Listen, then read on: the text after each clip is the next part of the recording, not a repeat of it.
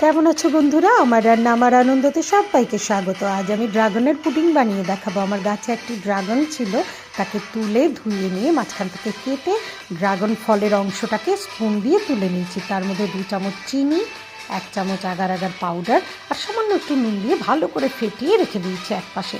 এবার ফ্রাই প্যানে 500 দুধ, তার মধ্যে 2 চামচ চিনি, একটুখানি এলাচ গুঁড়ো আর 1 চামচ আগার আগার পাউডার দিয়ে ভালো করে নাড়িয়ে চাড়িয়ে সামান্য একটু নুনও দিয়েছিলাম।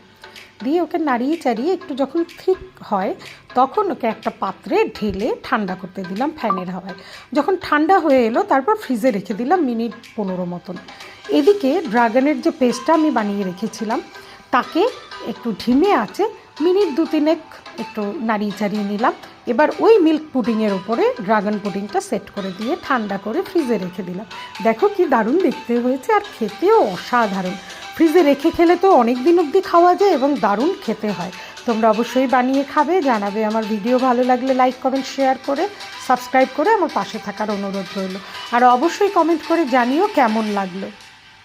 কেমন আছো বন্ধুরা? আমার রান্না আমার আনন্দতে সবাইকে স্বাগত। আজ আমি ড্রাগনের পুডিং বানিয়ে দেখাবো। আমার গাছে একটি ড্রাগন ছিল, তাকে তুলে ধুয়ে নিয়ে মাঝখান থেকে কেটে ড্রাগন ফলের অংশটাকে স্পুন দিয়ে তুলে নিয়েছি। তার মধ্যে 2 চামচ চিনি, 1 চামচ আগার আগার পাউডার আর সামান্য একটু নুন দিয়ে ভালো করে ফেটিয়ে রেখে দিয়েছি একপাশে।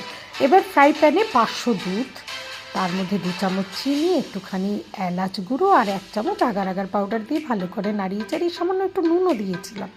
দিয়ে ওকে নাড়িয়ে চাড়িয়ে একটু যখন ঠিক হয় তখন ওকে একটা পাত্রে ঢেলে ঠান্ডা করতে দিলাম ফ্যানের হাওয়ায়। যখন ঠান্ডা হয়ে এলো তারপর ফ্রিজে রেখে দিলাম মিনিট 15 মতন। এদিকে ড্রাগনের যে পেস্টটা আমি বানিয়ে রেখেছিলাম তাকে একটু ধিমে আঁচে মিনিট 2-3 একটু নাড়িয়ে চাড়িয়ে নিলাম। এবার ওই মিল্ক পুডিংয়ের ওপরে ড্রাগন পুডিংটা সেট করে দিয়ে ঠান্ডা করে ফ্রিজে রেখে দিলাম। দেখো কি দারুণ দেখতে হয়েছে আর খেতেও অসাধারণ। ফ্রিজে রেখে খেলে তো অনেক দিন অবধি খাওয়া যায় এবং দারুণ খেতে হয়। তোমরা অবশ্যই বানিয়ে খাবে, জানাবে। আমার ভিডিও ভালো লাগলে লাইক কমেন্ট শেয়ার করে সাবস্ক্রাইব করে আমার পাশে থাকার অনুরোধ রইল। আর অবশ্যই কমেন্ট করে জানিও কেমন লাগলো।